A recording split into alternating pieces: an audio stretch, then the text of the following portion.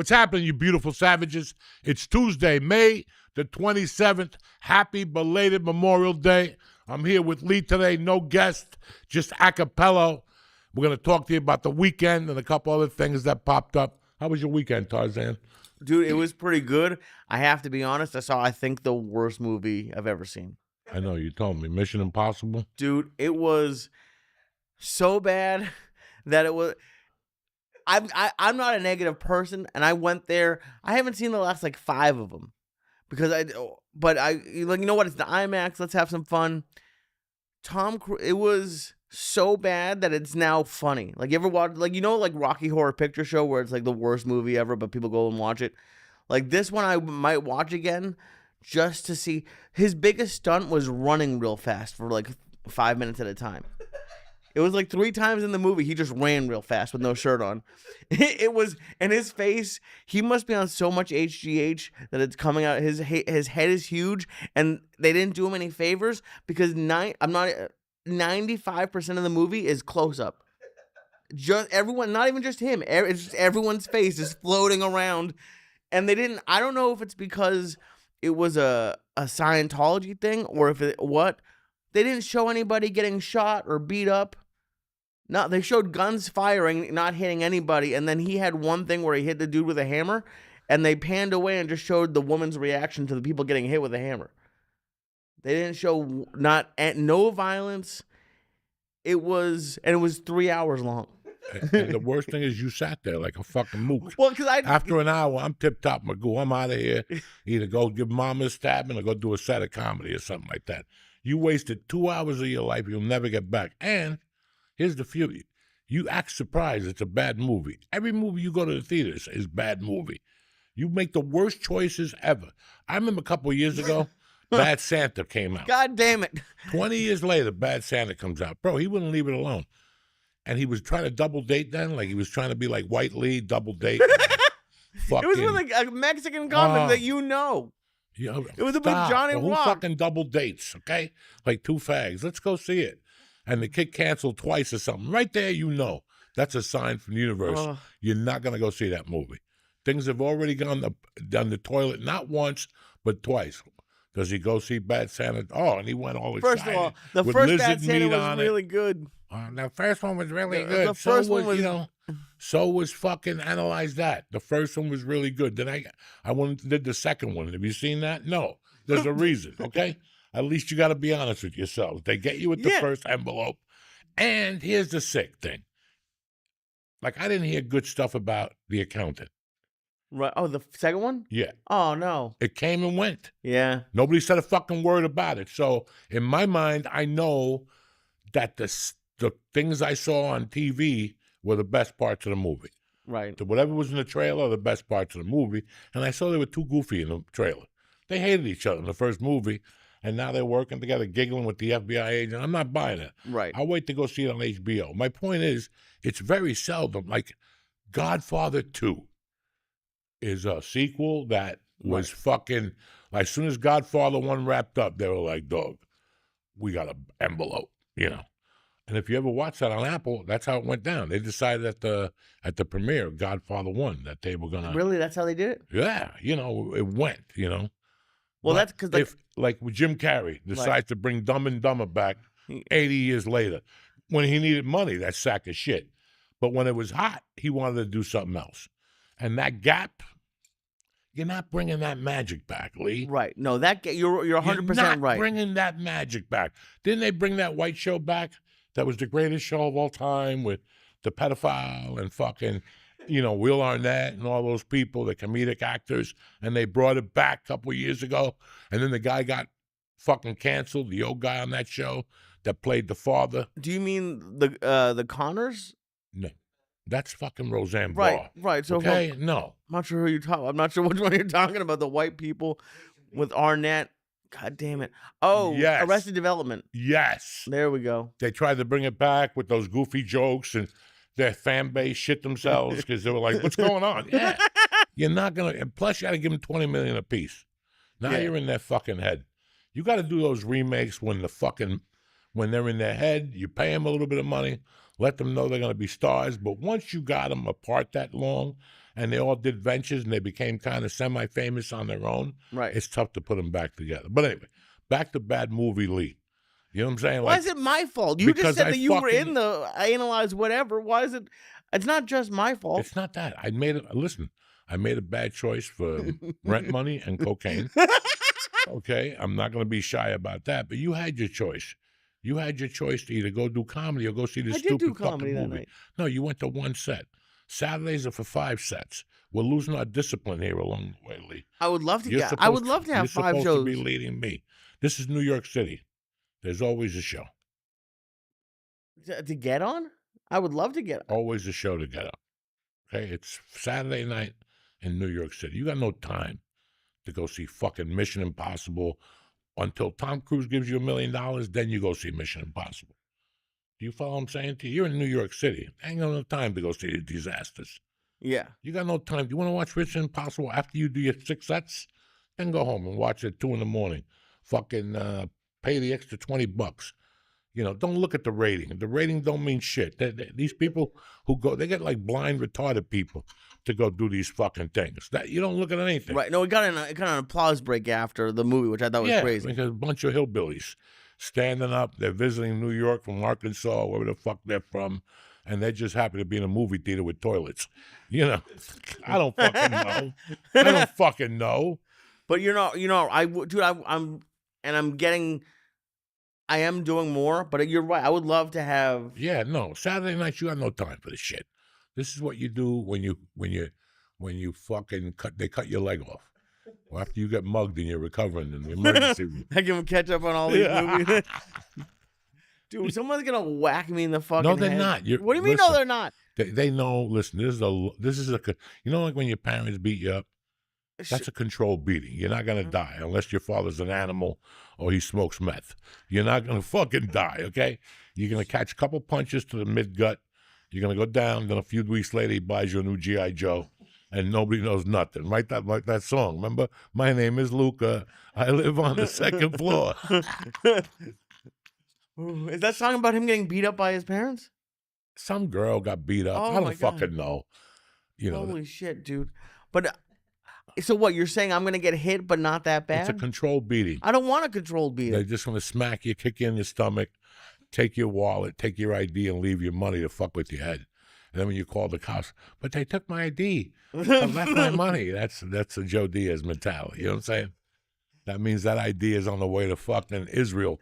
And in 2 years, there's going to be 100 little Lee Syatts walking around here with mustaches and God Dude, knows that's what you used to tell me. One time when I was dating the Mexican girl, I was dating her cousin came over. I wasn't there. You're Yeah, like, he you let went her away for the weekend and left the girlfriend and the fucking sticky-fingered cousin over there.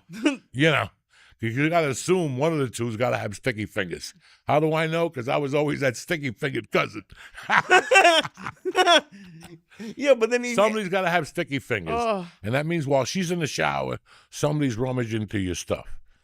You got to assume. That's the way people are. It's nature.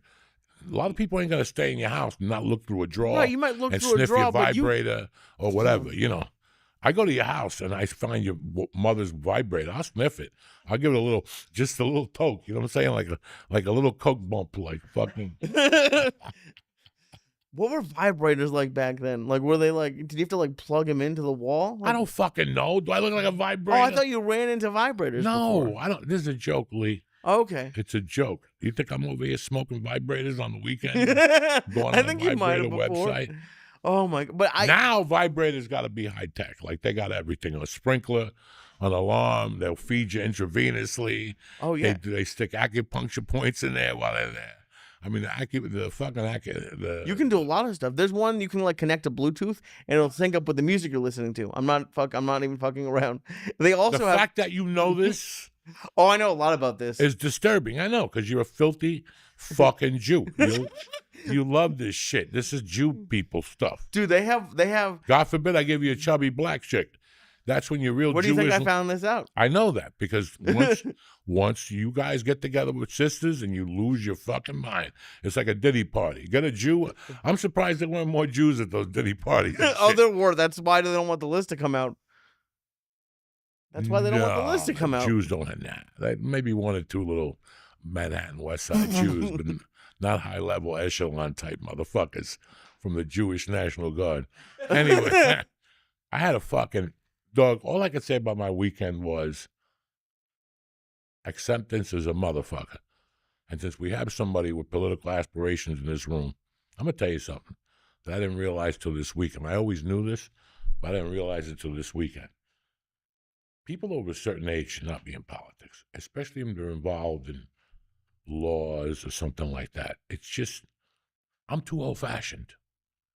Like in my mind, I'm nostalgic and I'm too old-fashioned. And if you have one of those, it's bad. If you had both of those, it's even worse. Like in the back of my mind, I left here. I don't know. I went and I got in trouble and I got into comedy and I got married and divorced and I went through 1,000 of my own problems. But I always held this area like a fucking sanctuary. This for me is like what, when you go to Israel and you go to that wall and leave a note. Yeah, You know the what Western Wall. That's a pretty spot on description, the Western Wall. For me, this is what this area has always been. Whether it's the food, how I stick up for the food, and how I'll live and die for Hudson County food and New York City food, to the state of mind, how it took me to the next level. Like, it wasn't that I was better than anybody. We all put our pants on one leg at a time. But I grasped some good things from bad people growing up.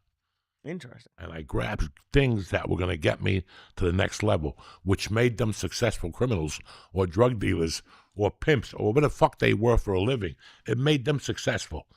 But their stupidity got them caught or whatever. I picked up good things from bad people, you know? And part of those things is being nostalgic and your family and how you treat your friends and all this shit. So I come back here after 35 years and I'm expecting the same. And I don't see it in New Jersey as much. I know that New Jersey changed, and I come on the podcast, and when I talk to my friends, I tell them how upset I am at times. But then this weekend, I did something that I want to do something different. My daughter's been into theater lately, whatever the fuck you call it, when they sing. Yeah, Broadway, musicals. And when they sing and they fucking musicals. So she was talking about this play, and her and my wife were going to come on a Saturday, and I go, listen, I'm not sitting here alone on Saturday. Why don't we just get a hotel room and go into the city? We don't do shit. It's not like we go to Hawaii or I go on a yacht and make believe I'm DJ Khalid getting chased by a fucking dude. Showing, I'd like to see you pretend to be DJ Khalid. Showing people I eat salmon on a fucking jet. That's not my bag, dog. But I go, let me go over there and live how white people live for a weekend. And I got something up on the Upper West Side. Well, not really. And, I've always, I'm a Jersey dude, and I love Hudson County. But before this whole party started, while I was falling in love with Hudson County, I was an Upper West Side kid. And that always meant something to me, Those kids up there were dirty, but not fully dirty. Do you know what I'm saying? Like, they were dirty, but not Jersey dirty. Like, so Saturday, I went up there just to walk up. The girls would sleep in or something. I got up early like an asshole. I didn't bring a jacket to New York City, so I had like a hooded sweatshirt that was thin. I'm thinking it's going to be fucking 80 all weekend. But I said, fuck it. I can't sit in this hotel room. It's early. I drank some fucking high-powered coffee, and I went across the street, and I didn't roll one joint. I rolled two motherfuckers. And I went to Central Park. It had to be fucking 7, 10 in the morning. How great was that? And I just sparked one number, and then I sat down. I go, you know what? I'm going to spark another one. And that one took me to where I needed to go, and I just started walking, dog. And I fucking made it all the way up to like 76th Street. And I was like, and I sat down, I'm like, wow, look at this fucking neighborhood. Look how much it changed. Like, look what the fuck had happened to this New York that I thought still fucking existed, Is there anything that looked familiar? Well, yeah, the streets are the streets, but the people walking them. It was completely fucking different. And then I walked back and I did what I did. And then that fucking night, I did some shit. Oh, the girls went to Chicago. They went to the place Chicago. And I fucking, I said, I got to do something with my life. So before they left, well, they went to two plays on Saturday. So the first thing I did was I got up, blah, blah, blah. I went for that walk. I went back. I was fucking tired. I took a goddamn nap. And then I got up again, and the girls were like, no, we're going to take a walk. I said, fuck it. So I went to visit my niece's husband. He's one of the chefs at Walensky, at Smith and Walensky. Oh, nice. It looked good. Dog, when I walked in there, whatever I felt about New York City, that still had it. Like, that was still nostalgia, to the point where when you order a Coke, they give you one of those small Cokes with the high oxygen so it tickles your throat and shit. Ooh. Like a little bottle of it? Bottle ones. Oh, you nice. pop them with the fucking thing. Oh, my God. Not even, these aren't Mexicans. These are the original ones from Pittsburgh and shit or somewhere, you know? And that was great. The steak was great. And I said, fuck it. Let me take an Uber up to my neighborhood. And it was about 5. And I went up to 88th Street, dog, and I was blown the fuck away. The first thing I did was I walked to Mr. Martini's house. There was a guy, Mr. Martini, sucked my weenie. I used to torture him. You remembered where he lived? Yeah, because it's brownstones, you know, so I still remembered. Like, I didn't know if it was one or the other, but I remembered that his faced the park because he would run out this way. The other one faced Broadway. And that's when I started yelling, Mr. Martini, suck my weenie. But he didn't come out. I thought by now he had a nephew. That was my uncle, you know. Holy shit. Dude, And I your walked memory up to is the crazy. corner, and I walked up to my grandma's school, and they're still redoing that. But the sad thing was they closed that horse ranch. Believe it or not, on 89th Street, between Amsterdam and Columbus, the stables. For like the ones that take you around the city? No, for fucking white people that go, we got so much money, we're just going to have a fucking horse in New York City. Are you serious? Yeah. There were people with horses in the city? Not the people who would. No, I understand what you're saying, but it's just like their These horse. are just people that said, we got so much money, we're going to keep our horse in the city. Every once in a while, we'll walk into Central Park. We'll get ourselves a couple of migrants, and we'll walk them down there with the rope, make believe we love the horse. Holy shit. And walk them back. I don't know. But we would go in there as kids and take the horseshoes. They would sell you a horseshoe for like a quarter or something. And sometimes we would just steal them and they chase us out of there. That's done. My grammar school's getting redone. The whatever building was there, but the corner. I went to the corner and I rubbed my feet really good because that's where the PAL was when I was a kid. That's where I learned about life. My first real fucking touch with American life. And then I just went in front of my building and I could see the people who lived there, and it changed. And then I walked a little bit, and then I go, fuck this. I'm past like 6,000 steps. That's it. And I fucking took the Uber home. Ooh. And I went back upstairs. I watched something with them, and then they left. Then I went down and smoked another number, and I just hung out on the corner of Columbus Circle. And I just watched people for 2 fucking hours. I was that high. I was like kind of drooling. For 2 hours? I just sat down in the corner. I didn't eat a fucking thing. I just drank water, and not one person said boo to me. Never. It's the best part. I had a hooded sweatshirt on with the hood underneath. My wife got me a windbreaker at Target for $20 Oh, shit. because the other place wanted $1,100 for a fucking windbreaker. My wife's like, I ain't splurging no $1,100. No. Looks like you're going to freeze, chubby, because it was fucking cold out. But then my wife went to Target, and they had like a clearance rack, and she found it. She goes, it might fit, it might not. It fit. She goes, for $20, we took a chance. So I just sat out there, and I looked at the people that lived in New York City now, and I'm looking at these people going, they would have never made it here 40 years ago. Well, They would have never made it here 40 years ago. So I have a lot of thoughts about this and a lot of questions. Yes, it was touristy, but I could see the people getting off the train. I saw those people. Another thing I made is that in 10 years, households will be run by women. Why? Because men are looking weaker and weaker. 10 years ago, I would need an 8-ball to talk to a guy into sucking my dick. Today, I don't even need that 8-ball no more. I could talk a few of those guys into just give me a blowjob. Like, get in the car, I want to talk to you about something. Really? What do you want to talk about? Listen, I want to talk to you about some political issues and the world, you know. And it's seriously, you can see that these guys, and listen, we come and we go. Guys like me are never going to come back. Like, I was so disturbed. I talked to my wife about it. I'm like, we're the end. guys that are opinionated and a little crazy and curse and, you know, I'm not mildly racist. I'm whatever you call Bigoted. that. No, I'm not No. bigoted. I like saying racist stuff to get people going. I'm a comic about it, you know. But Okay. at the end of the day, I'm going to buy anybody dinner. At the end of the day, I'll put my hand out to anybody, Right. regardless of what color they are. You know, I talk shit. That's what I'm trying to say, you know. That's not going to be allowed. These guys just, you know, it's. I see women getting more aggressive. You know, the other night I couldn't sleep, and I got up in the middle of the night, and you guys are going to laugh at me because this is what I've become. I watched, and George will appreciate this, I watched Texas against Clemson in girls softball. Jesus Christ, you have to see what these women are built like.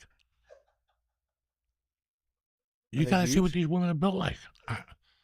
My wife came on. She goes, "What are you doing?" I go, "I'm trying to read, but this was on." So, and she goes, "You're turning into my father." She goes, "I really." She goes, I'm going to lose my mind. She goes, "I really married my father." How the fuck? I go, "This is the only thing that's on." I mean, John Wick was on. Enough. How many times did I watch John Wick? You know, that's it. This was interesting. I was still reading the Rodney book over again. Okay. I took the Rodney book with me. And I'm looking at these girls going, "Look at this picture." And here's the funny thing. The pitcher was pitching 70 miles an hour. The girl, Emma, she pitches 58. 61 they clocked her at. How old was she? Emma is my daughter's age. Holy shit. So I'm watching this going, what the fuck? Look at these girls. And I'm like, these girls are going to beat the fuck out of these boys in 10 years. They had one like, was like a Roberto Clemente type Puerto Rican in the outfield. A Puerto Rican chick, she puts a red bandana on, Houston, Texas. The balls, the audacity. They even, you know, you're in Austin, Texas. They don't even know what a Puerto Rican is. Right. This bitch gives zero fucks. I'm Puerto Rican, and I'm putting a bandana on, and I'm wearing number 21 just to fuck you motherfuckers up. And then on the third base is a chubby Mexican girl throwing heat from third base like Wayne Garrett in 73. I mean, I never saw anything like that. Were you getting into the game? Were you like getting pumped up? You know, it was it's game 2, so it went into extra innings. And I'm trying to read this, and I'm watching this, and all of a sudden, like, I'm listening, and I'm like, this is getting interesting, but I was just like blown away by what I thought I was going to see and what I ended up seeing. Like, I Right. would never stop with this. But I go to Austin, so I wanted to see if I ever have to bring my daughter down there. That's cool. It would be interesting. And you know what? And it's funny because I didn't know about this.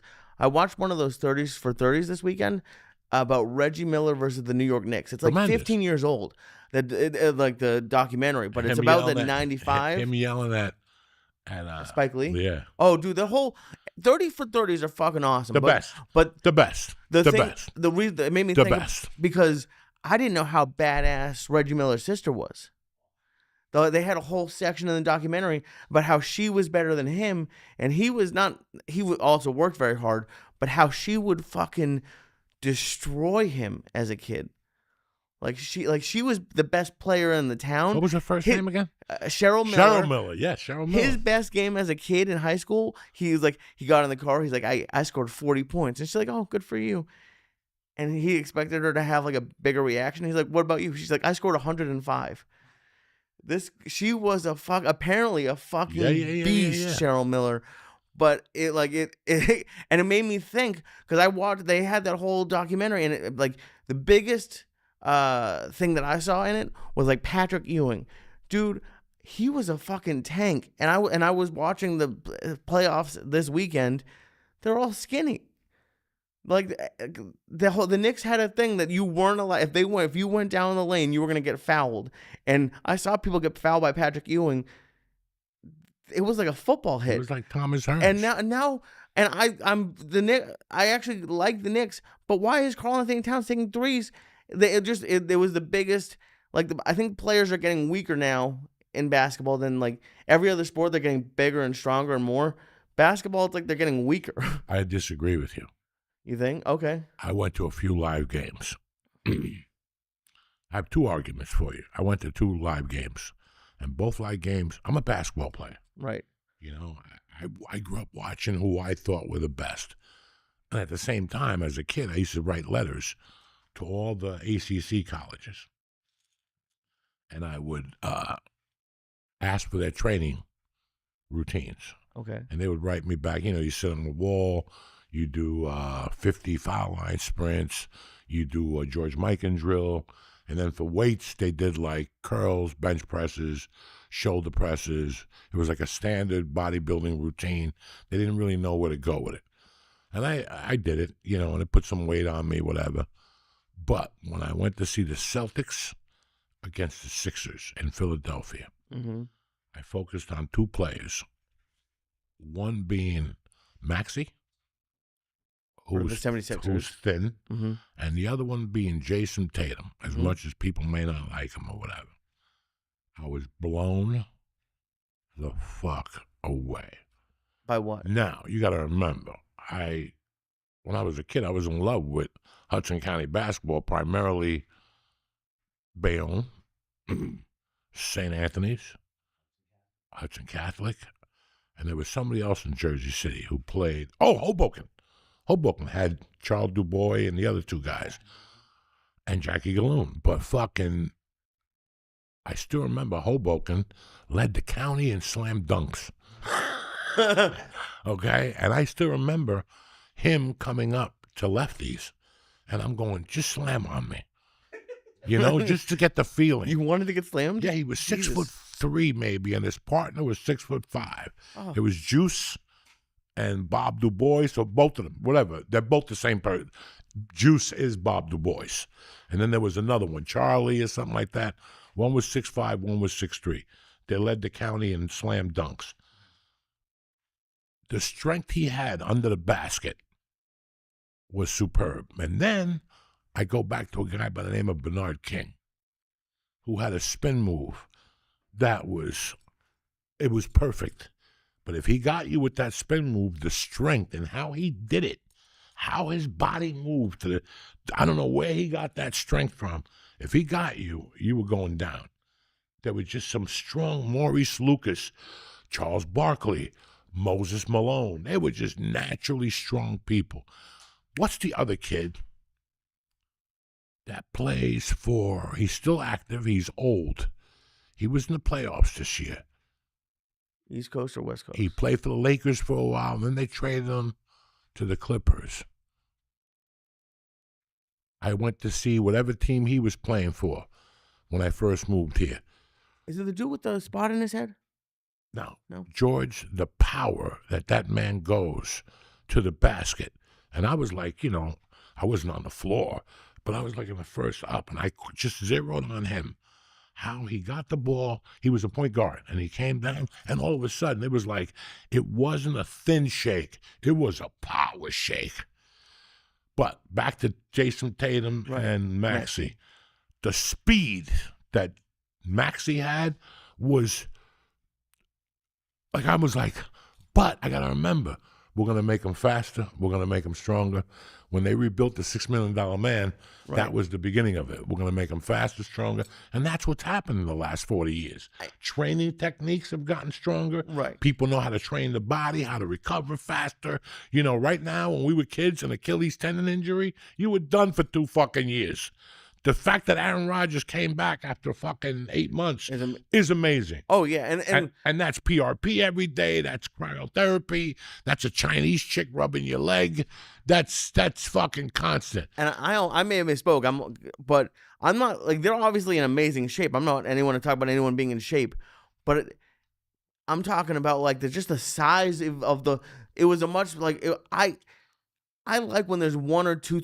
I've talked about it. 1 or 2 3-point shooters. When everyone say, I like when people go down. Like Indiana does a great job of, and I actually do like. I like Hart on the Knicks, and whatever the point guard's name is, Brunson is superb. But like seeing fucking Patrick Ewing, and you had to go and go for a layup against Patrick. No, like, are you serious? I would be afraid to run at Patrick Ewing. You haven't even seen Moses Malone then. That was 6'11", 2 something, And he did not play. He never smiled. And they were throwing punches. These guys, look at Moses Malone. He just didn't smile. He went from high school right to the pros. Yeah. And his attitude. He's making millions of dollars. He looks like he's no, like doing he wasn't making millions shot. then. This was the 80s. But then I want you to see something else that you guys don't notice, but I've noticed. And I'm sorry that my niece is in the room and she has to hear this. Go get a Playboy from the 60s. Okay. Go get a Playboy from the 70s. Go look at women's bodies in the 70s and 60s and get back to me. Go back and watch the top movies of the 70s and look at the actress opposite the lead, whether it was Ali McGraw or the fucking girl, the Mailman Rang Twice with Jack Nicholson, whatever her name was. Take a look at those. What was her name? Jessica Lange. I'll give you 10 of them. They didn't need fake lips. They didn't need anything. Right. They just walked on a set and they were electrifying. You know, when you saw Ali McGraw in 1973 and he's smacking her, but she's got this innocent look and you're like, should I shoot McQueen in the head now or do I mind my business? Look how sexy Jessica Lange was. You can't put lips. She had no lips. She had no lips. Look at her. You know, this is a different beauty. But then I'm talking about when you look at naked women in the 70s and Playboy and the 60s, they were different. They were more voluptuous. The aorta was bigger.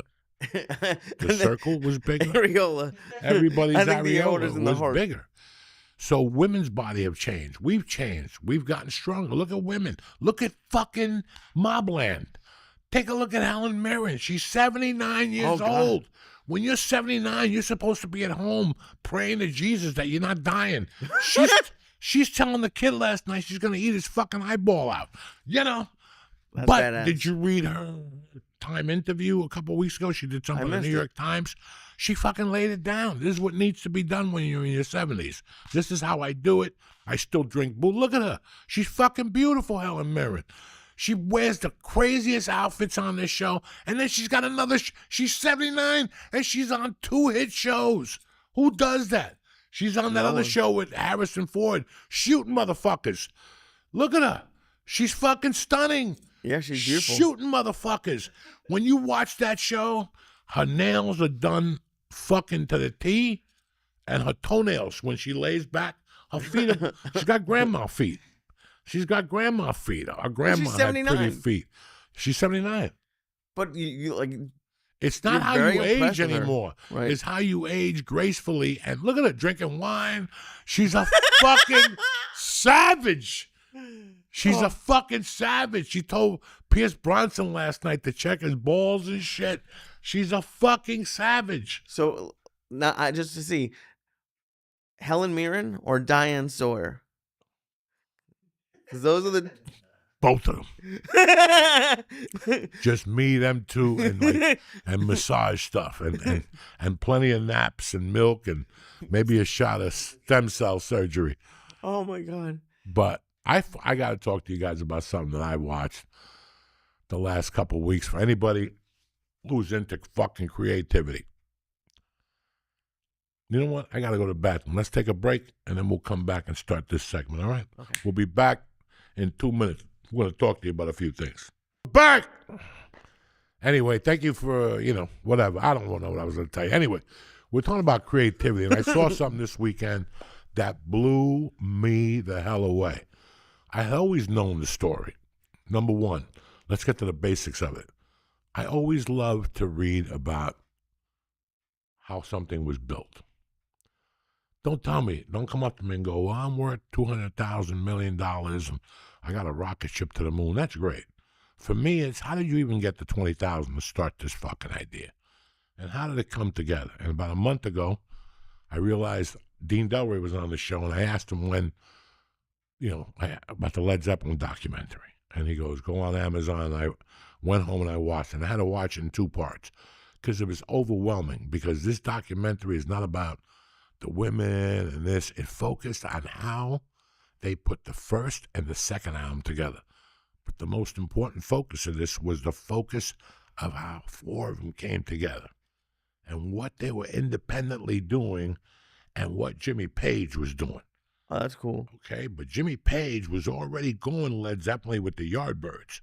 He was already going Led Zeppelin with the Yardbirds. The other 2 guys were doing something, and fucking John Paul Jones is on his own planet, playing a fucking organ and a bass and fucking, and all of a sudden they get together and they become this powerhouse. But you see the steps, and you see the evolution from their first live performance to the 3rd, to the 4th, and your 5th, and you go, holy fuck.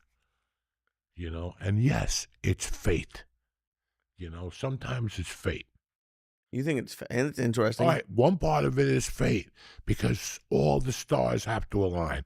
And if you've ever been involved in anything ever in your life, you know that when you break something down on how you're going to do it, and all of a sudden you get some people on board, all of a sudden everything has to be perfect. If one thing goes wrong, it's like my mother used to say, if it sucks in the beginning, it's going to suck all the way through. Okay, so if you go to me, oh yeah, we had fucking Nick, but Nick wanted $85,000, so we couldn't afford that. That's not what we discussed. Nick had the vision, so now you're gonna take $75,000 out of Nick to pay some schmuck that did theater, and now everything has to align. How many projects was I involved in that we're ready to shoot on Monday, and Friday night you get a call like, listen, the investor pulled out. It happens a lot. Jesus. Look, it's happened to me, in I've been acting, 20 years. It's happened 10 times. Oh, no. And you don't, but you know when you get the script. I know. You just play this mind fuck. Or I didn't because I was serious about it. So, but when you get a script that's kind of like, and it doesn't have Universal or MGM or fucking HBO on it, anything can happen at any time. Even with those things, anything can happen at any time.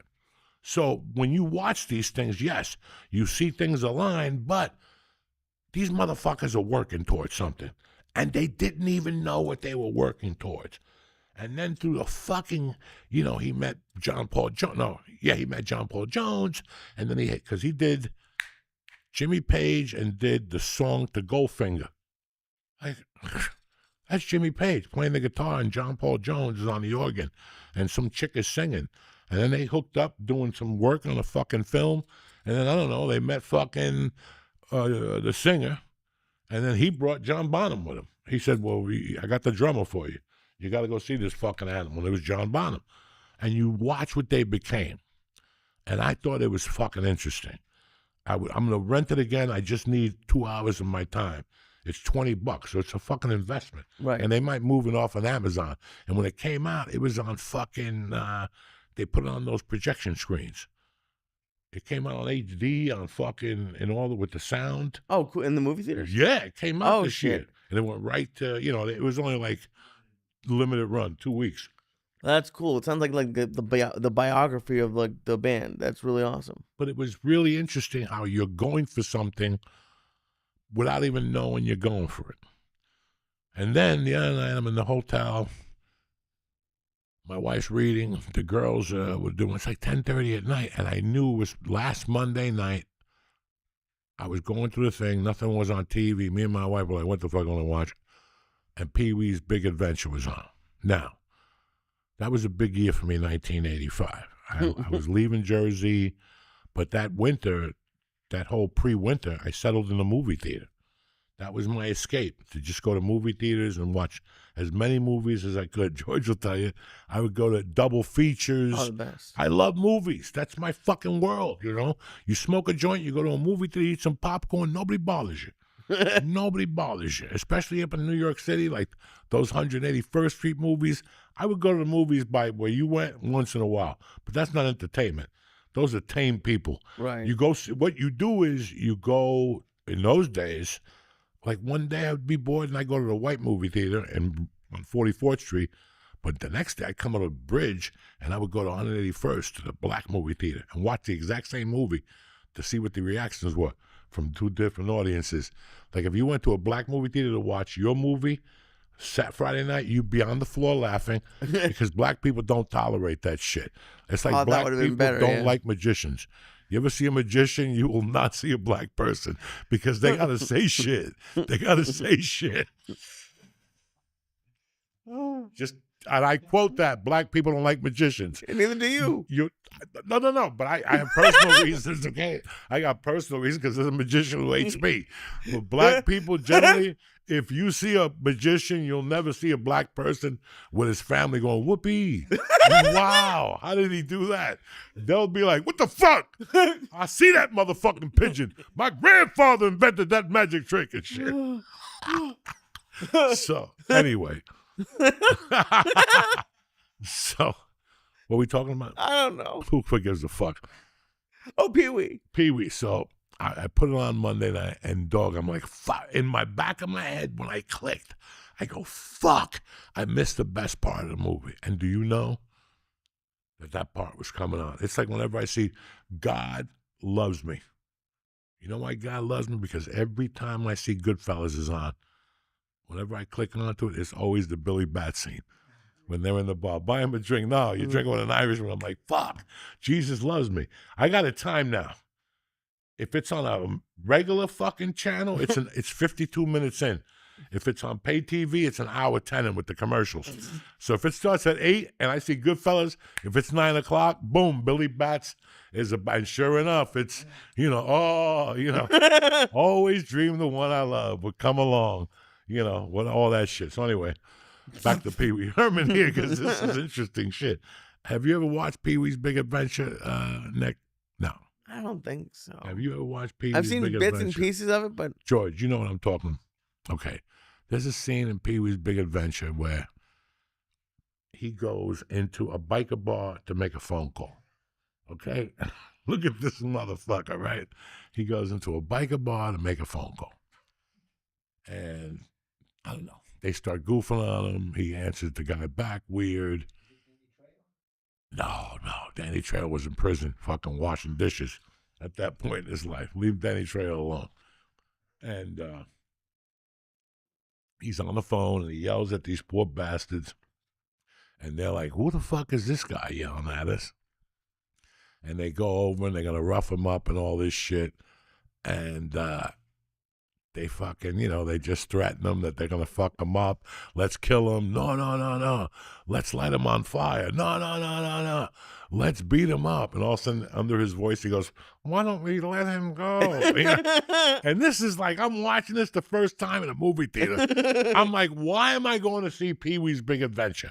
When this movie came out, I was like, hi, I had to kill time. Right. The cops were looking for me something that made me go into this movie theater, and I didn't know what to expect.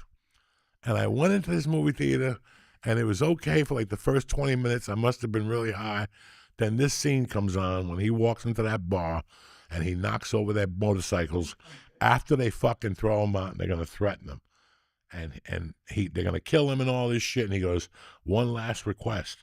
And they go, okay. And he fucking goes up to the Mexican dishwasher and he borrows his white shoes, or the platform shoes, and he plays tequila. And he gets up on stage and starts dancing. And let me tell you something, the first time I saw it, I was 21 years old, and I think something came out of every orifice. My ass, I couldn't hold my pee. I was spitting, I was flustering. Look at this. Look at this. This mother, and it's pure comedy, guys. Look when he looks in the ceiling. Look when he looks in the ceiling. He's beautiful. What? Da, da, da, da, da, da, da. It's fucking the most prettiest thing, and he's geeky, but he's selling it. This is what matters in life. He's fucking selling it. Right here. Look at his little head bouncing up. That is genius. That is comedy gold without saying a fucking word. Look at him. Then he starts smashing the bottles and shit. This is fucking comedy 101. If you want to get into any level of comedy, all these Will Arnett's and these people, look at this. Then he starts doing this shit, and I'm lost. By that point, diarrhea's everywhere, okay? I got my leg up. I don't give two fucks. This is going to sit there and rot because I'm sitting for the next showing. Like, that's how funny this scene was the first time I saw this fucking scene. And after that, it was like Pee-Wee's Big Adventure 2, and then something else happened. Then he got caught in the bathroom with some kid or something. No, he never got caught. He never got caught with a kid. He got caught in a movie theater whacking off, and then in Florida, which in Sarasota or something like that. Where would you go? You know. But this is the take when they give him a bicycle and he takes off with the bicycle and he goes through the thing and shit. I mean, this movie is very, very funny at levels that you look at me and go, Joey, come on, dog. I know you. You wouldn't laugh at this shit. I was dying. So I see that it's on Monday night when the movie ends. They say Friday they're doing a documentary on Pee-Wee Herman. I'm like, fuck. I didn't make a mental note. I did kind of, but who knows what I'm doing with girls softball and Memorial Day and barbecues and shit. This was on, and I was blown away because look at that. Poem portrayed by Pee-Wee Herman in Sarasota. Right. Anyway, indecent exposure. We all went through one of those at one time in your life. Thank God the camera wasn't on. You know what I'm saying? But somebody's always got Instagram, like my nephew said. I'm watching this shit, and I got tears coming out of my eyes because everything I want to hear. How he was in L.A., he was starving, he was, going from place to place. So you did watch a documentary? Oh, yeah. He's talking about how he didn't know what to do, and he was part of the groundlings. Okay. And then he goes, let me give stand-up a try. He goes, I'm going to do a show where I play a stand-up comedian that's not funny. And, dog, he went up there and fucking murdered with little animals and shit. I was dying, okay? And usually I don't like that. Like the guy who cuts the watermelons and shit. You know, Right. I'm going to leave there with watermelon seed on my neck. I don't need that. So I'm watching this thing, and he's doing this, and then he goes that he wanted to do a stand-up comedian to commit to or something. And he came up with this character, Pee-Wee Herman. And the people loved it, and then he just lived Pee-Wee Herman. Like he dove into it, and he became Pee-Wee Herman. And this is interesting, George, because I don't remember this, but you will. And we were talking about this a couple of weeks ago with Nick also, how Pee-Wee Herman started, and then he put Pee-Wee's show house together. It was before the Saturday morning show. He put a little fucking act, and they laughed at him. They said, okay, do it on a Sunday at midnight. Remember we discussed about that? Yeah. And he goes, I didn't care. This was my only shot, and I was going to do it. And Phil Hartman was his writing partner at Groundlings. Just brilliant shit. And two other guys, now they put this together. The mailman, Wild Bill, and this, and they put characters, and the show started at midnight, and people were yelling and all this fucking, and he's coming out there, but he committed to character with that little fucking suit on. Lee, come out of your coma. I'm watching. Come on, Lee. Planet the Bombardier. Lee's over there looking at that picture like it's Israel. He's like, fucking, what is this? Gaza's catching up with me. Anyway.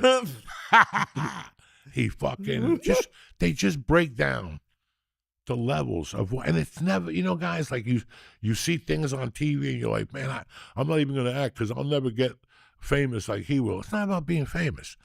It's about fucking committing to something and going, you know what? Either I'm going, what's that expression? Either I'm going big or I'm going home. And when you watch somebody break it down to you, and he goes, I got sick and tired of my career being other people's hands. He just broke it down to the level that it was the same thing I felt. Me and Terry were like, Terry, do you remember when I used to bother you to show me what to do on the computer? Like, I didn't know. She's the one that got my MySpace for me, and I didn't know how to do a message or how to put a picture up or my resume. You got to put your comedy resume online. I'm fucked. Right. I would get to audition. We never got it. I thought I sent it. I never sent it. I never sent anything. I didn't even know how to send. Well, dude, that's why I was just listening because I know I've heard of Pee-Wee Herman, but it just was a little bit like I wasn't the right age. So like I'm blown away that it sounds like there's like a lot of he was really good at it. I just assumed it was like a stupid. And he started at It's like a serious thing. He started at the Groundlings. Right. And then it got so big, they moved it to the Roxy. Oh, shit. Okay? This is what I'm saying. It's like Kill Tony. Whether you love him or you don't like him or whatever, Red Band, I got a problem with how they pick the contestant. Listen, you're missing the fucking patois of this. So what? They don't have you on. Now go create your own fucking thing. What would you do different? If you were Kill Tony, what would you fucking do differently? Instead of sitting there and criticizing him, Okay, since you know everything, what would you put your life to? What would make you pack up your bags, tell your mom to sell your car, move to LA because you're that fucking committed to something? And that's what you see with this motherfucker. But then you start seeing the growth. How he went to the Roxy, then he went somewhere else. And then HBO showed up and gave him, in the old days, what was that? They had that show. To get on that show, it was like stand-up something. No, this was a different series they had. Something pop-up, stand-up. They had like a stand-up series once a month. On what channel? HBO, when everything was HBO. Like when you hit HBO, that's when you were fucking successful. And I forget the name of the fucking show. Is it Comedy Half Hour? Something like that. And they gave him one of those, and he fucking blew up. And then he got the movie deal. And it was Phil Hartman and him and somebody else were writing the movie deal. And they were writing this idea, and it just didn't have it. But one day, Paul Rubens was sitting there, Pee-Wee, and looking on the lot and going, where the fuck do people get these bikes? Everybody's going around on bikes, and it's the truth. When you're on a studio set, you're walking, you're fucking 90 degrees, and there's these people blowing by on a bike. And then some guy that works there will come by. You're like, what the fuck? What am I, chopped liver? Right. Give me a fucking bike. If I would have known it was on the other side of the studio, I wish I would have had something, roller skates. Right. But it's the truth. At one point, when you're walking on those lots, you're like, where the fuck do people get these bicycles from? And he said that he made a big stink about it. And that the studio gave him that bike, Pee-Wee Herman. Okay. And he went in and goes, throw away the script. We're going to write it based on this. But right there, dog, you're in the middle of a deal. They already settled. And now you're switching the idea. And you're hoping they're going to love it. You're like, listen, it's not what they paid for, but we're going to give them something 3D. And that movie made a shitload of money. They even put him on the road. No, before that, they put him on the road, and he was selling out theaters. Fucking selling out theaters because the networks wanted to make sure he could sell tickets. The same story everybody has. The same fucking story, the same shit everybody has. Even though he had this hot show, he was going to sell. They're like, nah. Now we're going to throw a different curveball at you. Oh, no. And that was before this. They called him to audition for Saturday Night Live. And he said he walked in there, batting the motherfucker. Everybody knew who Pee-Wee Herman was. But when he was in the audition, Gilbert Gottfried walked in. And he realized that him and Gilbert Gottfried were the same type. And that Gilbert Gottfried was friends with one of the producer's sons or something. And he goes, I knew when I went in front of him, I didn't get it. So I went back to L.A. and recharged my career again. And that's when the agent said, well, fuck it. Do the show and then take it on the road. Do a stand-up act on the road. And he would basically go out there with the suit and go, ha, ha, ha, and shoot lizards at people. Oh, he would throw out, he would throw out Tootsie Rolls. Okay. And people went fucking nuts if they grabbed it because he wanted to make the show like interactive. Brilliance. He wanted to make a deal. Oh, okay. When we were kids, let's make a deal. The guy would come out and give you, do you have brown shoes on? Yeah, give you $20. Hey, you got a big dick? Yeah, $20. He wanted to do the same thing. So when he gave you the chocolates, people went crazy. He was getting standing ovations. The same story, everybody. So in the middle of all this, he's going to get a deal. They're like, nah, you got to go on the road and sell tickets. So I had to go out and do a 27-city tour. It was so amazing. And they showed the lines and the standing ovation. And then finally, HBO gave him. Somebody went back there. Somebody big went back. It's the same thing. Somebody big went back there, and they said, what's he going back there for? If he's walking back there, we better get our mitts on him. And that leveled his stock, and they gave him that fucking movie. And did you know this about him before you started, or you just wanted to because you thought A the friend movie of was mine good? that got me into the Comedy Store, God rest his soul, Rick Dukerman, told me that he was going somewhere one night. And he goes, Bill Rubin, whatever, Paul Rubens. And I go, Pee-Wee Herman? Really? And he goes, bro, Pee-Wee Herman's a dangerous motherfucker. He goes, that guy's a great writer. He goes, I've known him for years. Nice guy, blah, blah, blah, blah. And then, you got to remember, like the first week I got to L.A., George Michael got caught, like close to where I was staying, in a bathroom in Beverly Hills. whacking off. Some undercover cop caught him in there. So, yeah, I don't know. I don't know the whole story. I wasn't there. He was deep undercover. What was he doing? That's when you're deep undercover. You're lurking in bathrooms, I guess. I don't know. I don't know what happened, and they talk about this in the documentary, but they broke it into some like weird segments. How what happened next, was devastating. They swarmed his house, and they went into his fucking magazine collection, and they pulled all this shit and said that he had pornography in there. And they pulled it all out, and he was gay. So it wasn't pornography. It was like men's magazines from the 60s, guys with bikinis on, posing muscles, muscle and fitness, that type of shit. But in one of the pictures, it was a kid in the cover, and he was like 17 and a half, 17. So they got him for one count. That they researched everything. They went through every magazine, his whole house, didn't find anything. But the new DA said, no, he's got to get charged with this. And he has to be a sex offender for 3 years and blah, blah, blah. And it took a lot of wind out of his sails. And then he laid down for a couple of years. And why I was telling you, I think before the podcast, I was telling Lee about a story with Garrett Morris, the guy from Saturday Night Live. He had a club. And why I'm telling you this, because when I was down there, I met a guy, and he goes, can I call your agent on Monday? And whatever year that was the year that Paul Rubens was going to bring Pee-Wee Herman live back. And they were looking for funny characters. And this guy thought it would work for me to audition for him or whatever. I was pretty fucking excited. At first, I was like, what are you going to do? But if somebody gave him a deal to do it in L.A. Live, do you know what L.A. Live is downtown? They wanted you to, remember I did a show there. I did 2 shows there. I did one with Wheeler Walker. Right, yeah, I went to that one. And then I did it by myself. And then it was there or something like that. Well, no, somewhere where it was like a stage. I'm sorry, Lee. It's like a stage. It's like a theater.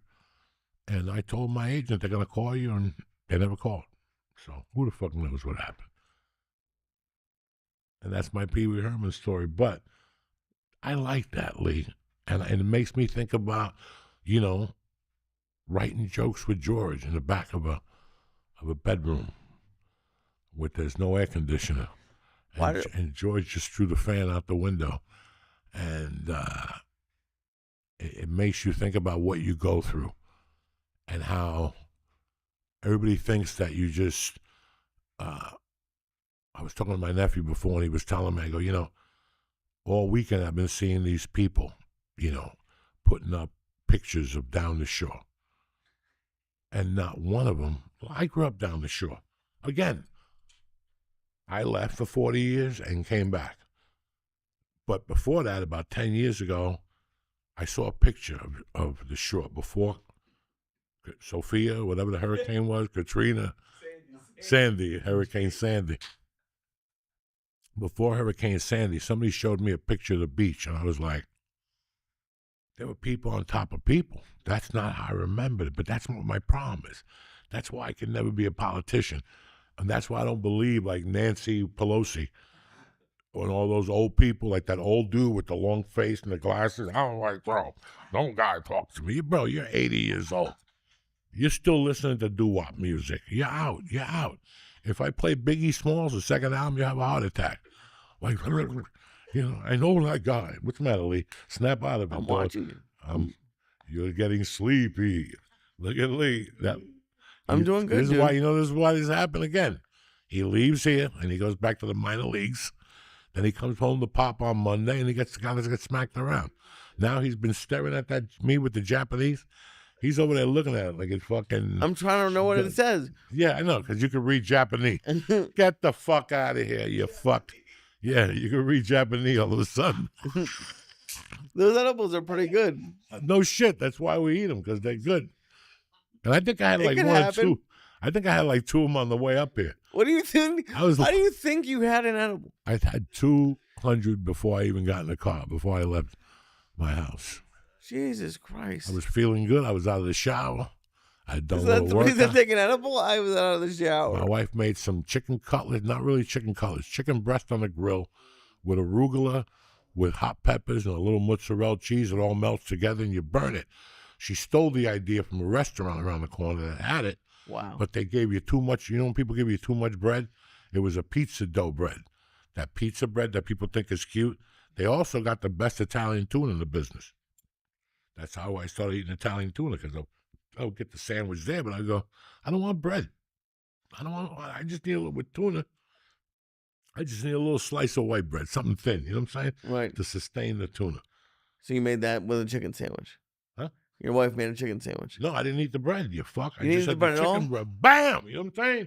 Why eat the fucking bread? Because it's delicious. It's like tonight, I had 8 pieces of meat, right. but 1 with bread. So you balance out. I got my protein, but then the bread browns out everything. Then on the way I'll get my pickle and I get the vegetable. You know what I'm saying? You do, especially with drinking water. Especially with stuff like this, you do have to like decide what you want to eat more of. Because like if let's say you had 2 or 3 buns, you wouldn't be able to eat that much. Wait a second. Before we discuss eating, I got to What? talk to you guys about the review about this fucking Smith and Wazinski. Okay. So I know my appetite has dwindled. Again, ever since I became a softball dad, everything's going downhill, okay? Now my appetite, I'm down to 2 fucking meals, guys. No, what are you knuckling me for? I live on the East Coast. I want to be a fat fuck. You know what I'm saying? I want to be able to go eat Cuban food after we do the podcast. I thought it was a good thing. So, what are we talking about? With Smith and Walensky. Oh, so I went to Smith and Walensky. I only ate breakfast, and it was a light breakfast. A big number for breakfast, but 2 of the skinniest eggs I ever saw in my life. You know, again, I'm used to going to this hotel, no names. Somebody always pays for it when I go down to Texas. And you go there and you get the breakfast special. They give you 2 eggs on 1 fucking plate. Okay? And the egg yolks look like aortas from the 70s. What are those things again? Areolas from the 70s. They just don't give you 2 pieces of bacon. They give you a dish covered with bacon. I love that. And they give you a basket with bread with all the different breads. All of them. Multi, rye, fucking granola, and fucking white. Toasted with a jar of melted butter on the side. They give you a protein powder milkshake with like a smoothie, protein smoothie with chia seeds in it. You feel them in your teeth the whole time. You know what I'm saying? And then they give you fresh squeezed orange juice, and they bang you out with some coffee. They leave the pot with extra sweetener.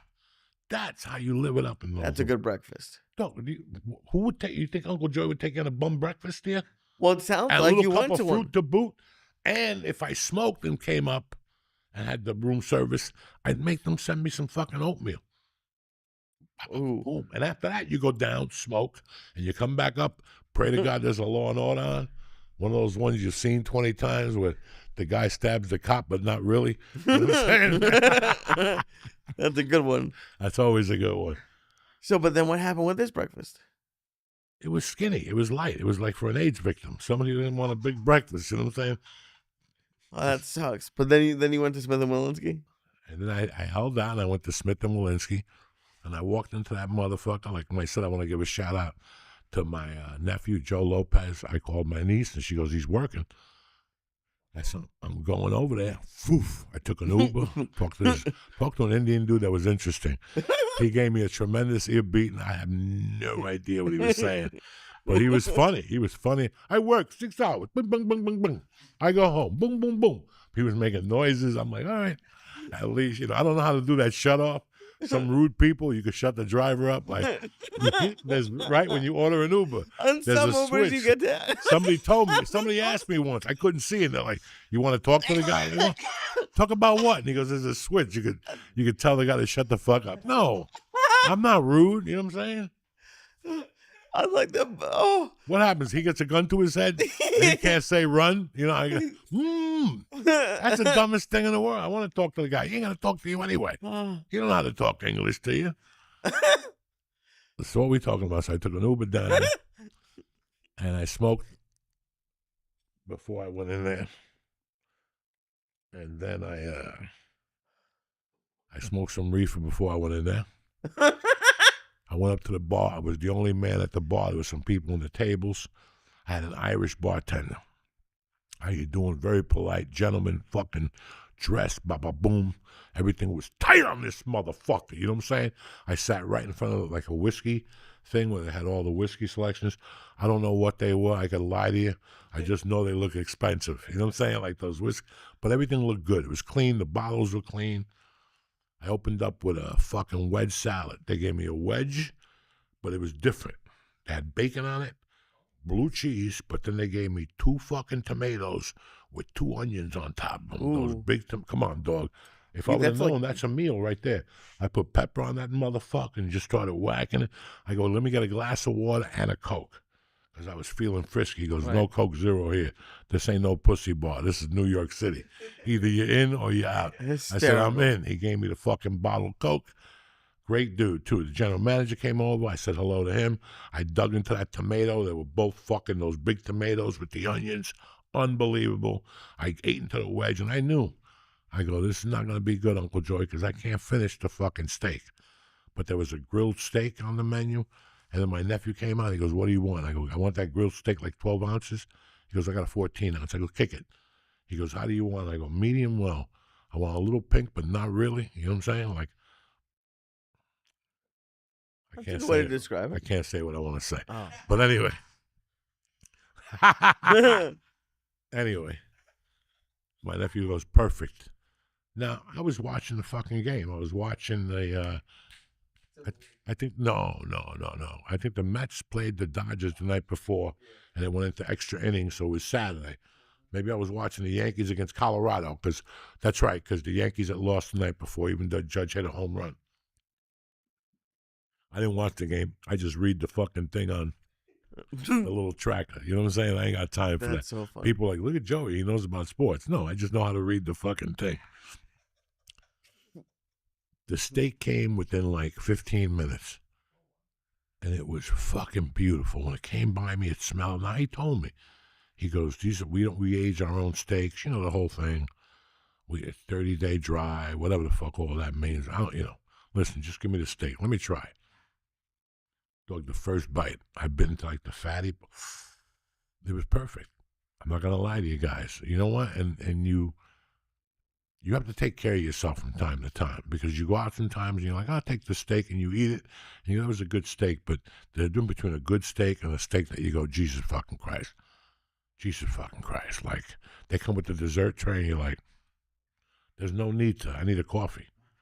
That's it. Give me a coffee and a bill, because we don't need no dessert. Next time I go in there, I'm going to eat like 800 milligrams, and I'm going to go in there because they have a strawberry shortcake. Oh. But it's not the strawberry shortcake we grew up on. The people with the ice cream company with the bell. Good Humor strawberry shortcake. It's a strawberry shortcake. Find the picture. Strawberry shortcake. Oh, like with the bar? Huh? Dog, it's the bar, but they give it to you, the bar and a cake, and it's gigantic, and they give you a fucking upside-down cone with vanilla and some sauce on the bottom. Dog, come on. Who you think you're fucking dealing with? Joey Banana? That's it. I signed up as Smith & Walensky. I'm with them from now on. Some people with the Irish, I'm with the Italians. Some people with the Puerto Ricans, I'm with Smith & Walensky. That's how I'm rolling. I haven't been there Find a slice of Smith & Walensky strawberry shortcake cake. Your fucking Lee, forget about it. Your Ozempic, it's over. Even the Ozempic will tap out. The Ozempic will Do they do a chocolate one it'll too? start fucking shooting in your arm. What? Do they do a chocolate one too? Or just the strawberry shortcake? Why we gotta talk about chocolate? They do strawberry. Just take the strawberry for right now and then move on to the other shit, okay? But no, what I wanted to talk to you about besides strawberry fucking shortcake was that I was talking about this a few episodes ago. About how people look at things and they go, you know what, it really doesn't matter because that's never going to happen for me. And when I heard it the last time, I was like, you know what, this is what pisses me off about people, because I never thought, there it goes, look at it, Lee. Bam! No, he just had it. Keep scrolling. Look at it right there. Oh my goodness, Lee. Holy shit, Lee. Look at that baby girl. How many fucking milligrams would you take? Lee, you would go in there and eat that right off the street. You wouldn't even eat the entree. I know Lee. Lee would go in there, I'm really hungry. Well, I was going to ask if you were going to do that. I'll take a Coke Pepsi. There's exactly what Lee would order. You know what? I'm not really hungry. I'm gonna have a Diet Coke, and I'm just gonna have the strawberry shortcake cake because I'm not really hungry, and I'm gonna diet. Well, look at that. That's a 6-layer strawberry shortcake with That's a a full fucking scoop of listen, ice cream. That's a meal. That's for 3 gorillas. But the shame was at one time I could sink that and give it back and go, you know what? I'm debating another one. When I was 3 fucking whatever, when I was 400 pounds, Yeah. I would fucking eat 2 of those things easy after the fucking 19-ounce steak, bread, clam chowder, the bread bowl, mashed potatoes, and not a vegetable around. No, dude, that looks like something like you order one and you eat like half and you're like, let's order another one. Yeah. Like that looks so good. I love eating in New York.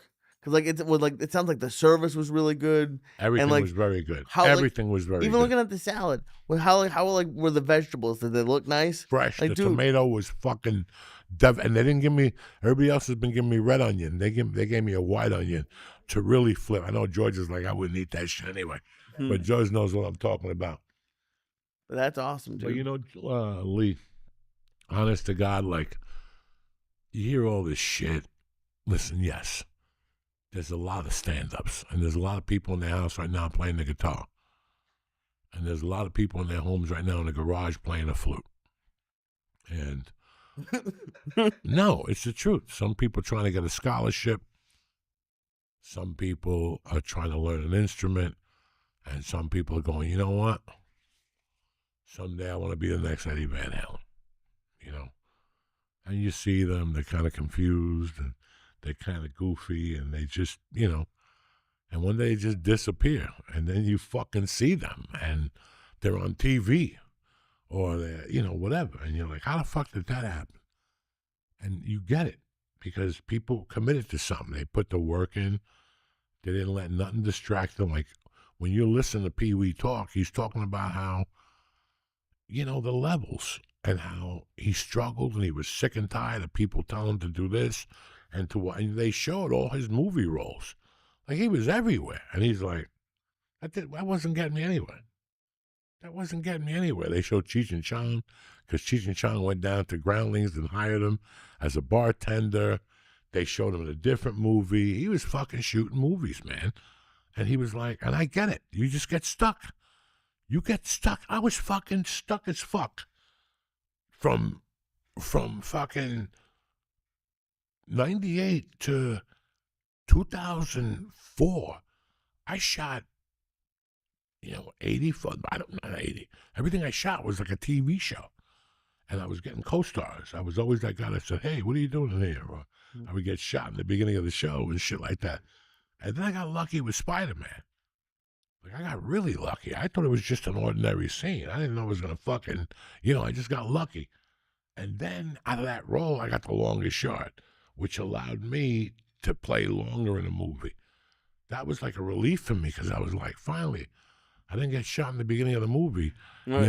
I break my leg at the end and they cut me out and shit, but at least I'm in the fucking movie. So for me, it was great. So I get it how one day you wake up and go, for how much longer am I going to be a fucking co-star?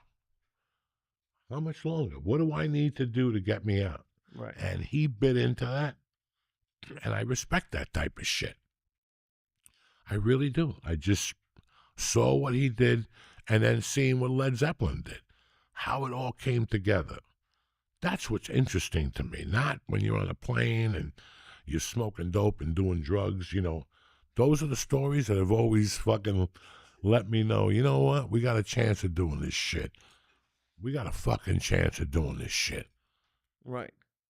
It's so because there's so many of them now, especially since podcasts have been going on. Like we've followed careers of people from all levels. Like some of them started as headliners and are now doing arenas, and then some people were doing podcasts as features and are now doing, are now headlining across the. And it's just cool. Like that's actually what it is. It sounds like what we were talking about at the beginning. That movie that you watched. Like you can follow a lot of comedians' careers, like the history of it through podcasts now. Like it's It's like eventually gonna be a bunch of documentaries about people. This thing, like name a comedian, then you can have a decade of their weekly career updates. It is the same, but it's not the same, Lee. It is the same, but it's not the same. If you think I could have gone through that struggle, what did I tell you when we first started the show? Quote me, what I told you when we first started the show and I said 6 a.m. Tell them at home without me saying a word to you. What was the first thing I said to you? You wanted to do it at 6 a.m. to get to them first with No. something. I told you that if I was still doing coke, it would never would have worked. it never would have worked. 4 Yeah. weeks in, I would have called him and said he would have been there in the studio. Where's Joey Diaz at? And here I am in Hollywood at the Comedy Store in some hotel room with a chick. Yeah. So for me, podcasting showed up when it did. Right. Do you follow me? If it would have showed up 5 years earlier, it would have never happened. Right. No. There's no way I would have spoke about my drug problem at the time because I thought it would have ended my career. But at the same time, it would have, looking back, if the podcast would have came in 2005 and I showed them how low I was and then quit in 2007 and stuck to it, I'd be Dr. Phil.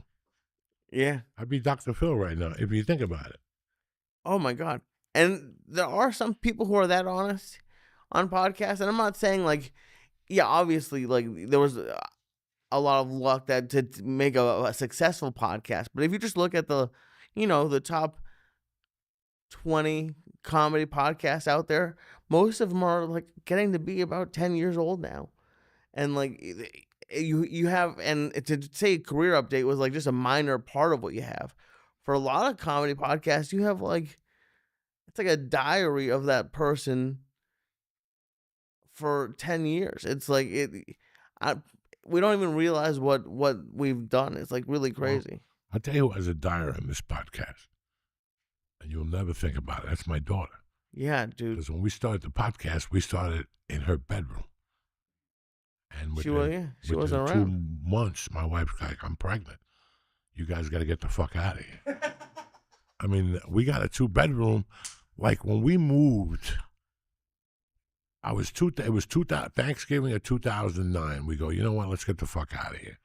Everything was changing in Hollywood. Fucking, when you got up at night, like when we moved to Hollywood, you'd hear, you'd hear a gunshot every 3 weeks or something. No. By 2004, it was boom, boom, boom. And we were surrounded. We were right in the middle of Hollywood, and all these rooftop bars were opening up. Plus these everything went outside. So you go pee at 3 a.m. Oh my God! If my window was open, you walked in the bathroom, and it would just fucking boom, boom. It's a small bathroom. So I was down there. So we were like, we gotta get the fuck out of here. I'll never forget my wife calling me, going, listen, we just lived in a place for fucking 9 years, and we barely made $800 a month rent. The only place I found is 1 bedroom for $1,200, but I found a place on a street called Cumpston by a horse stable or something for $1,350. She goes, Joey, if we get this, it's going to be a big commitment. Think about it for 2 days. What do you want to do? And I'm like, you know what? I got to put my big boy pants on. I can't snort coke. By that time, I was 2 or 3 years clean already. I was 3 years clean. I'm like, let's put our big boy pants on. And we got a 2-bedroom because at the time, I didn't know what was going to happen.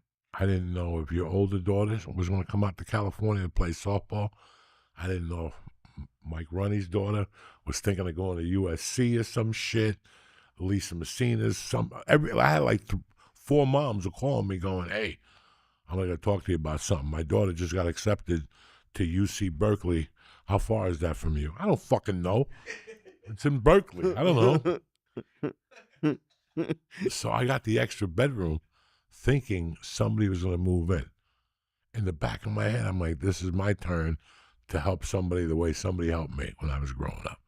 Somebody's going to call me and go, Joey, my daughter is going to school out there and she's going to live an hour from you.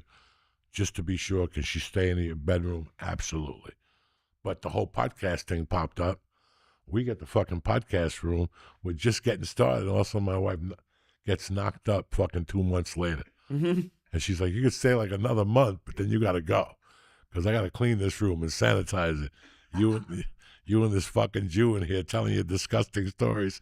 I know we started the podcast and that thing, and we brought my old podcast host in. Remember she came in one morning, I'm not coming in to take pictures. Yeah. And she came in, and the content we were talking about on that podcast and the content we were talking about now in that my daughter's future bedroom was two different worlds. That poor lady, when it got up, she called me later. She goes, that was very interesting. I go, fuck yeah. That's what a podcast is.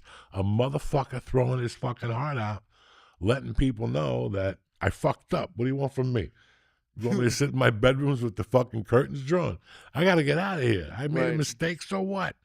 And that's the same thing Pee-Wee Herman did. He didn't make a mistake. They nailed him. And then once you come out in Hollywood, like, listen, I could tell somebody that, hey, Lee plays with 4-year-old boys. Jesus Christ.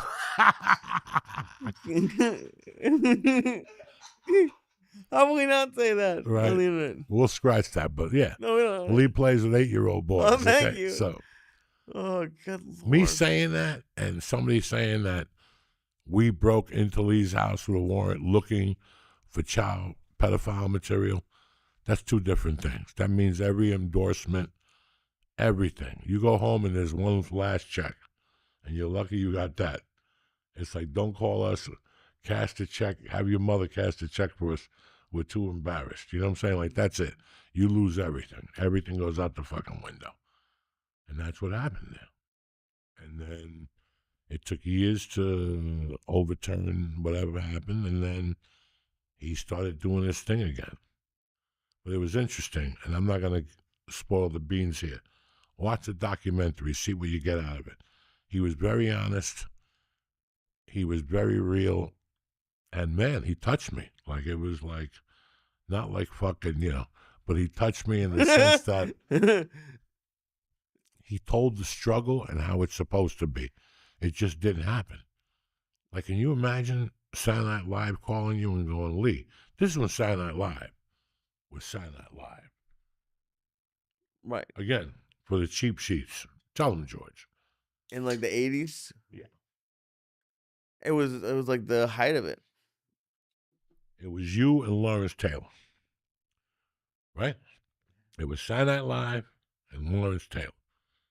After Saturday Night Live, they have that little party, and then those kids go into the village. They just walk around like Brad Pitt, naked. College students come up to them sucking that yum-yum stick, and the girls, it's insane. And the same thing with like Lawrence Taylor. That's how big their personalities were. Right. And at that time, it was a television every Saturday. That generation was home watching Saturday Night Live. He was doing all this work in L.A., and he comes to New York, and he fucking, you've been to fucking things where you showcased? Mm-hmm. Now, those are little things. Can you imagine the magnitude of you going into something thinking, finally, me and my girlfriend could get out of that one-bedroom basement and live like normal people? Think how much pressure that does to your psyche when you go in there. So, and do you know? Did he say if he saw Gilbert before or after he auditioned? He saw him at the audition when he walked in. Hey, listen, I'm not going to sit here and tell you how many times I can't even remember, but how many times how many times did anybody in this room or anybody who's listening to this podcast go into a tryout for a team or a fucking a job interview where they're like, you got this. Your uncle's sending you in there. Yeah, he knows the guy that drives the truck. His cousin is married to the sister. You're like, and you go somewhere and all of a sudden there's a fucking, it's a wild reckoning for you. You went in there thinking, I got this. And also, how many tryouts did you go to as a kid thinking I got this? And all of a sudden some kid from Edison in Union City with a fake birth certificate comes up and he's jumping over you. First, next thing you know, you see his family drive up with his wife and the kids. He's fucking 16 with a family and shit. Meanwhile, he's playing bitty basketball, slam dunking backwards and shit. Mm. You know, that always happened as a kid where you thought you had a position, you thought you had something at the last minute. They throw somebody else in. If you're in a career, get ready for that. Where you think you got it licked. They already took you out to dinner. They signed the contract. You ever see the Green Book? It's been on a lot lately. You ever see the movie The Green Book? Yeah, of course. The guy who they take his hat. Yeah. The gangster. The gangster. They take his hat. You ever see The Green Book? No. They take that guy's hat. That guy was the original Don Johnson. They signed him on a Monday. Don Johnson came in on a Friday. They had already given him $750,000. Once they found Don Johnson, they said, keep it. Oh, no. And, yeah. We'll call you. And that's what happens sometimes.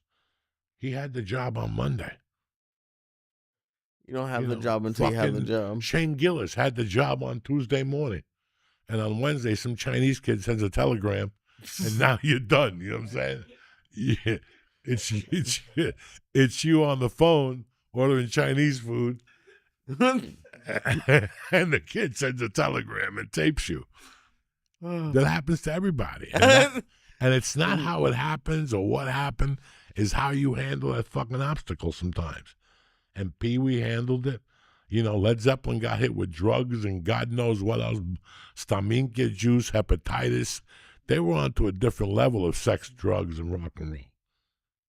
And 9 albums. There's people today who can't stay together for 3 albums. And Led Zeppelin really did 10 albums. I don't count Coda because by that time I was off the reservation. But 9 albums. Tell me about a band today who's got 9 fucking albums. Not 4 different personalities that are fucking stronger than death. Right. And that's what I like to see. That's why comedy is so much easier than music. Because I got to deal with 4 of you motherfuckers. You might come in and go, I don't really like my guitar work on that. What do you mean? We already laid the album down. Yeah, I want to play a violin and blow a sparkle out of my ass at the same time to get the full effect. Okay, now I got to deal with this fucking hump. When I do comedy, I'm the Captain Kirk of the Enterprise. That's why comedy's so strong, because I make the decision. I'm the fucking man in charge. I'm the producer, the director, and you got all these people going, I'm a director, I'm a producer. You haven't done dick. Shut the fuck up. You haven't done dick until you become a stand-up comedian at all levels. You're a producer, you're a writer, you're a director, you're an arranger, you're a promoter. How are these people going to get in? What are you going to do? What are you going to pay? You going to hire a publicist for $8,000 a month? Yeah. Mm-hmm. Good luck, bitch. Good luck. So what are you going to do? You got to go out in the streets and pass out flyers when you believe that much in yourself. But it's 2025. You don't have to go out there and pass out flyers and be a politician. There's the internet, and there's different ways. There's 1,000 different platforms. So what the fuck are we talking about here? Let's take another edible and call it a night. Happy Memorial Day, you fucking savages. It's going to be a great week here. Lee's in Pluto again, as you could tell. I'm doing fine. Because every fucking week he goes on. No, and he plays fucking. He plays. Look at him. He knows. No, I don't know. The other night he goes, I called him Saturday morning. Oh, yeah. Oh, no, Sunday morning. He sounded like Medusa. You know, oh, yeah, what's the matter, Lee? Oh, we did some edibles and went to see Mission Impossible. How many milligrams did you do, Lee? 50. No, I didn't. I did not do 50. I did. I think 200. No, you did not. But not the ABXs. Not. You did that other Tamiki. No, you didn't do no ABXs. And the sad thing is, you have ABXs. I can't walk around with Do ABXs. you understand me, ladies and gentlemen? Don't just think I ride them for no reason. You can't just say, here's a guy that goes 200 ABXs. He goes to a dispensary in New York where it's a bunch of kids. You ever see those kids? It's like the kids who wait in line for pizza and they're smoking a vapor pen and one takes 3 hits. You're crazy. Oh, my God. Oh, my God, you took 3 hits. It's going to happen to you. You're like, what are you talking about? I just ate a cockroach before I got here. You know what I'm saying? Like, no, when you're out of here, you got to train. I can't Uber everywhere. I can't Uber everywhere. Listen, if I took 200 of ABX, I'm not walking anywhere. You're going to a fucking movie theater. What are you? Okay, it's an Uber to the movie theater, up the fucking Yeah, but escalator it's to a your 6 chair. block walk. You send your wife to get the fucking popcorn. You sit down. Okay? Tell me the Uber. Tell me what bullshit you're encountering. Yeah, but okay? no, but you have to have a then whole the life. movie finishes. It was 200s the last 8 days. And you go. So now you're telling me you ate a bogus 200. I didn't eat a bogus. You ate a fucking I ate a Fugazi civilian 200. You ate a Fugazi. A medical 200. Medical. What medical? What doctor gave it to? Let me see the doctor's name. I can find it. You bought it, and some guy on the west side, again, some guy eats 5 milligrams, and he had to go to therapy. Yeah, it opened up my ways. My chakras will never be the same again. No, you got to fight. You want to, listen, you got to sharpen metal with metal. And this is why you go through this every Monday, this breakdown. I'm not going through. Who's going through a breakdown? I'm doing fine. I do get really fucked up. Caught you staring at the Japanese thing Yeah, 4 fucking times. You thought Godzilla was over my shoulder. I had to look over like, what the fuck is going on with this dunce? Listen, you never Like know when he's going to pop up. And he was petrified. Look at that Godzilla. I'm like, and now I just caught you nodding. You were sleeping before. I was not sleeping. You were doing something. I saw drool on your beard. Oh. I don't know, ladies and gentlemen. This is why you people get mad at me, but you don't know what I live with. Then he shows up here Monday, he's got 100 milligrams at the house. Yeah, but dude, I can't take those every day. They're very good. They're too good. But then you can't come here and be like, you know. What am I doing? I'm not foaming at the mouth. You're foaming at the mouth. No, you're I'm like not. That. You're foaming. You're like one of those autistic kids in Jersey. You're all fucked up. I am in Jersey. It's like I'm at a hot dog stand in North Jersey here with that kid with the whistle.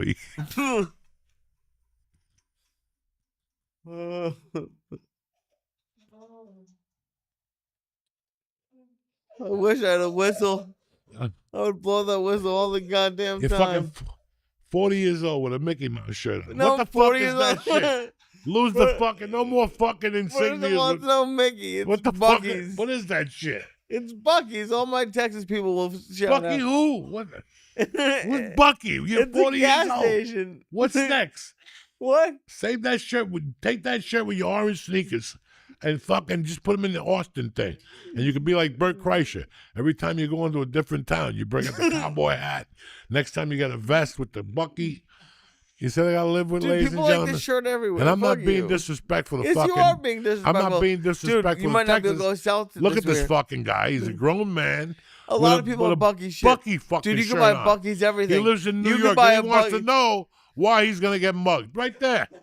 Right there. Would you mug this Dude, fucking I'm guy? more likely to get a hug. If you saw this with a fucking Bucky shirt Momo on. come off They a always- train looking oh, around people wanna give with me a a Bucky hug. shirt on, wouldn't you kick him in the Fat stomach people one everywhere time? love Bucky's. You don't even know. I know people from Texas love Bucky. Yeah. And I'm not And you disrespecting. want to know why? Because it's fucking awesome. Don't disrespect Bucky's. I understand, but a black dude with hunger and food stamps Go to doesn't Bucky's? know about Bucky. Yes, they He do. sees that shirt and he goes, "Look at this fucking pigeon right I here. guarantee that guy Look has at this guy. Bucky He's got to sweatshirt. have 50 fucking bucks. He just came from a Bucky festival. I'm going to kick him in his Bucky, and I'm going to take everything he's got, this fucking half a fruitcake. Lose that shirt, please. You're a grown man. I like this shirt. I'm going to get No, 13 wear it when of you're in these Texas. things. You can sell 8 I'm tickets. only wearing Bucky You can take a sweatshirt. picture in Texas eating barbecue. That's how you sell tickets. But for you to wear that shirt in fucking Jersey when you live in New York City, you're going to get the shit kicked out of you. Lee. Why? Why do you think every night I pray? Every Dude, night I you get just on in my New hands York, and you knees. just how pussy they Before are. I put my sleep apnea mask on, I get on my hands and knees and go, God, tonight, please, don't let my phone ring. Don't let my phone ring when Lee getting kicked. Because somebody's going to, even a Hasidic Jew, even one of those Hasids, when things get bad, before they move to Jackson, New Jersey, and they got a getaway, they're going to kick you in the fucking stomach and take something from you. Dude, And if that someone- shirt is a giveaway. So knock it off. That's what I'm talking about. Men don't wear those shirts.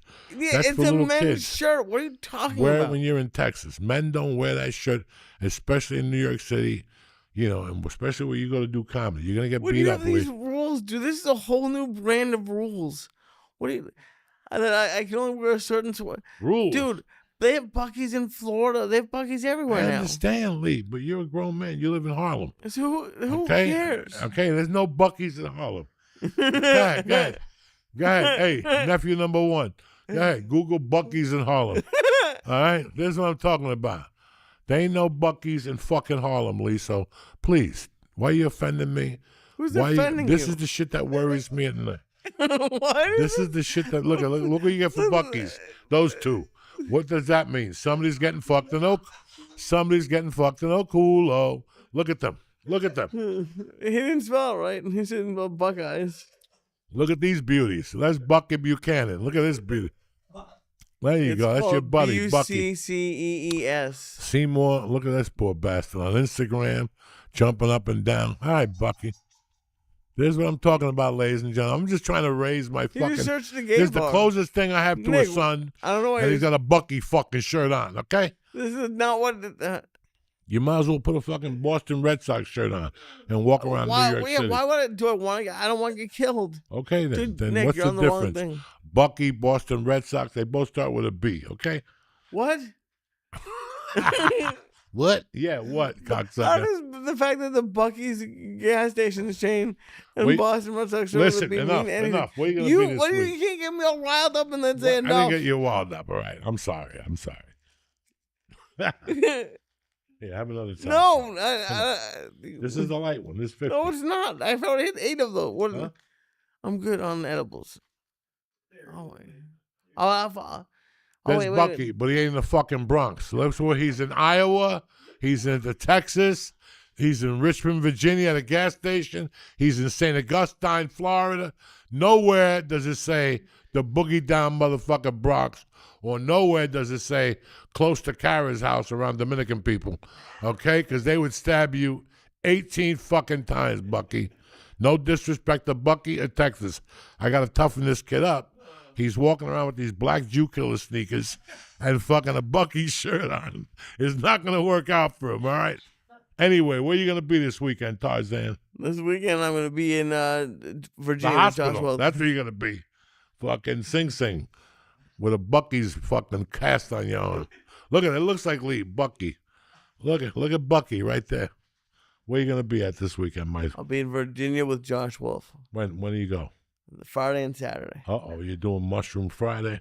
Sure, He's absolutely. going to give him those hemophiliac mushrooms.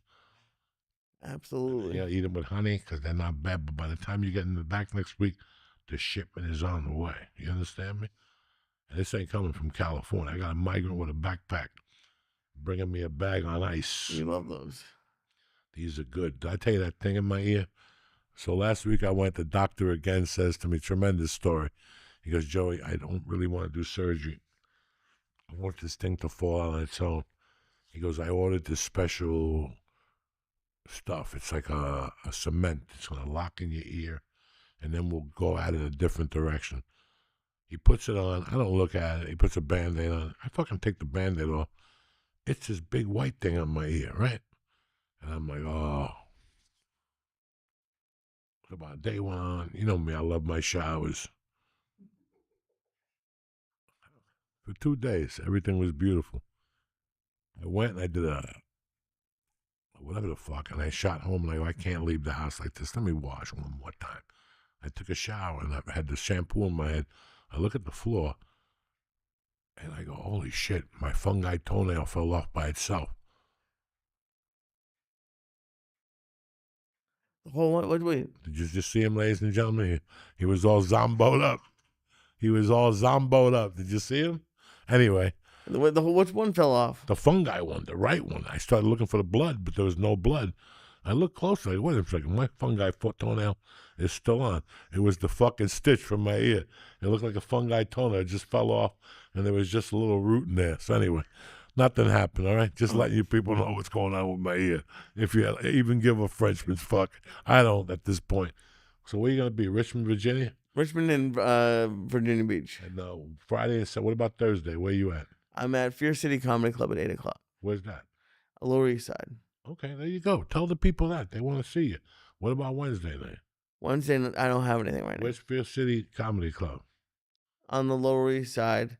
It's a fun club. I do mics there a lot. And then this show's on 8 o'clock Thursday night. There you go. You have it. Me, I got dick this weekend. Next weekend, next something. What are the dates, Dog? The dojo. Next Thursday is June. Yeah, I'm at the dojo on the 5th. No. It's the 27th, the Thursday the 27th, and then 2 Thursdays before that. So there's 1 Thursday and then me. The 12th. June 12th, I'm at the dojo along with the dates on the 27th. Pre-warm-up for fucking NJ Pack. So everybody gets their shit together. That's awesome. Nah, this is NJ. This is whatever. It's $30. We'll get a fucking Rat Pack down there. And that's it. I love you, cocksuckers. Thank you for watching. Hope you watched the documentary. Hope you watch Led Zeppelin. And hope you see what the fuck I'm talking about. And hopefully this guy will start training again like a soldier. You know what I'm saying? I love you guys. Stay black. Have a great week.